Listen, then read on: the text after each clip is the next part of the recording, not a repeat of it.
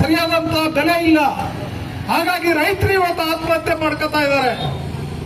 ಮೊನ್ನೆ ಪಾಣಿಪತ್ನಲ್ಲಿ ದೆಹಲಿನಲ್ಲಿ 12 ಗಂಟೆ 12 ಗಂಟೆ ಕೆಲಸ ಮಾಡಬೇಕು ಕಾರ್ಮಿಕರು ಅಂದಕ್ಕೆ ಸ್ಟ್ರೈಕ್ ಮಾಡ್ತಾ ಇದ್ದಾರೆ ಅಲ್ಲಿ.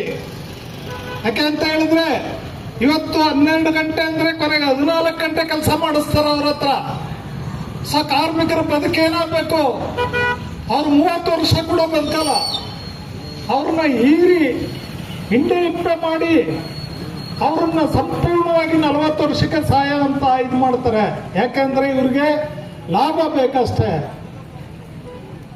ಸ್ನೇಹಿತರೆ, ಇವತ್ತು ನಮ್ಮ ದೇಶದ ಕಾಂಗ್ರೆಸ್ ಆಗಲಿ, ಬಿಜೆಪಿ ಆಗಲಿ, ಜನತಾದಳ ಆಗಲಿ ಯಾರೂ ಕೂಡ ವಿರೋಧಿಸಲ್ಲ.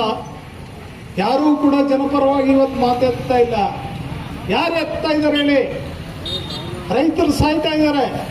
ಯಾರಾದ್ರೂ ಹೋರಾಟ ಮಾಡ್ತಾ ಇದ್ದಾರ? ಯಾರಾದ್ರೂ ಧ್ವನಿ ಎತ್ತುತ್ತಾ ಇದ್ದಾರ?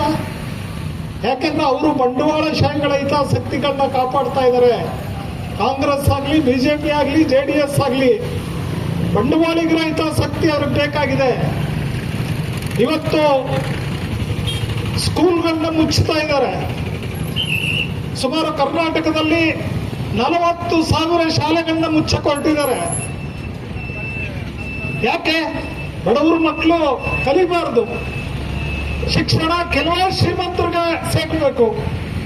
ಶ್ರೀಮಂತರ ಮಕ್ಕಳು ಶಿಕ್ಷಣ ಪಡ್ಕೊಂಡು ಶ್ರೀಮಂತರಾಗಬೇಕು, IAS ಆಫೀಸರ್ ಆಗಬೇಕು, ದೊಡ್ಡ ಆಫೀಸರ್ ಆಗಬೇಕು. ರೈತರ ಮಕ್ಕಳು, ಕಾರ್ಮಿಕರ ಮಕ್ಕಳು ಜೀತ ಮಾಡ್ಕೊಂಡಿರ್ಬೇಕು. ಅದಕ್ಕೋಸ್ಕರ ಇವತ್ತು ಶಾಲೆಗಳನ್ನ ಮುಚ್ಚುತ್ತಾ ಇದ್ದಾರೆ. 40,000 ಶಾಲೆಗಳು ಮುಚ್ಚಿದ್ರೆ ನಮ್ಮ ಮಕ್ಕಳು ಗತಿ ಏನಾಗುತ್ತೆ ಯೋಚನೆ ಮಾಡಿ. ಈಗಾಗಲೇ ಸಮಾಜದ ಪರಿಸ್ಥಿತಿ ಕೆಟ್ಟದಾಗಿದೆ.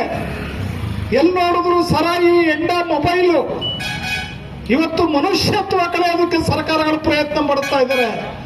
ಇದ್ರ ಜೊತೆಗೆ ಶಾಲೆಗಳನ್ನ ಮುಚ್ಚುತ್ತಾ ಇದ್ದಾರೆ.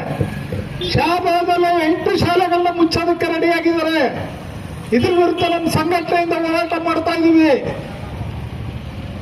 ಹಾಗಿದ್ರೆ ಈ ಪಕ್ಷಗಳು ಏನ್ ಮಾಡ್ತಾ ಇದ್ದಾರೆ? ಇವತ್ತು ಬಂಡವಾಳಿಗರಿಗೆ ಇನ್ನೊಂದಷ್ಟು ಬಂಡವಾಳ ಮಾಡಿಕೊಡೋದಕ್ಕೆ ಹೋರಾಟ ಮಾಡ್ತಾ ಇದ್ದಾರೆ ಹೊರತು ಜನಸಾಮಾನ್ಯರ ಬದುಕಿನ ಬಗ್ಗೆ ಕಿಂಚಿತ್ತೂ ಇವ್ರಿಗಿದಿಲ್ಲ.